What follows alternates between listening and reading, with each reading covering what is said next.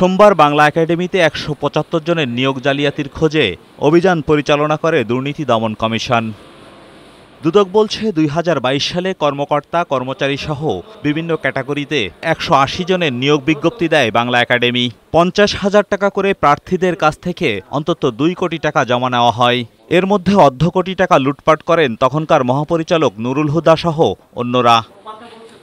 একইভাবে ৪,০০০ প্রার্থীকে লিখিত পরীক্ষায় উত্তীর্ণ দেখানো হলেও মৌখিক পরীক্ষায় ডাকা হয় মাত্র ৫০০ জনকে।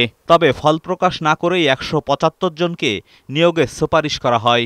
সেখানে চুক্তিভিত্তিক নিয়োগকে স্থায়ীকরণ, কমিটির সুপারিশের ভিত্তিতে নিয়োগ লঙ্ঘন করে চাকরি দেওয়া হয় আত্মীয় স্বজন সহ অনেককে।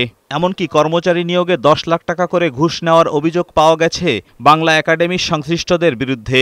একটা রকম প্রহসন মতো যে আমি তাদেরকে ওপেন একটা বিজ্ঞপ্তি দিয়ে পরীক্ষা দেওয়ার সুযোগ করে দিচ্ছি, ফাইনালি আমি তাকে রেজাল্ট জানালাম না, গোপনে অন্যদেরকে নিয়োগপত্র দিয়ে দিলাম।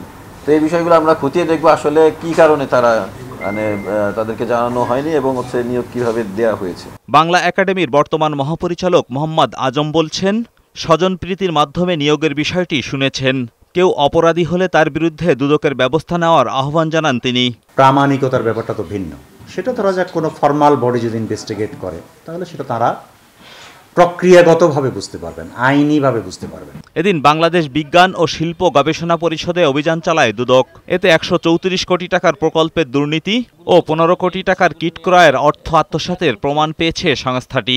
দুদক বলছে, রাজনৈতিক প্রভাবে খেয়াল খুশি মতো নিয়োগের ক্ষেত্রে যারা জড়িত তদন্ত করে তাদের বিরুদ্ধে ব্যবস্থা নেওয়া হবে। গুরুত্বপূর্ণ যে বিষয়গুলো নিয়ে আমরা এখন কাজ করছি, সব টিমে কাজ করছে এবং আপনারা শীঘ্রই ফলাফল দেখতে পাবেন।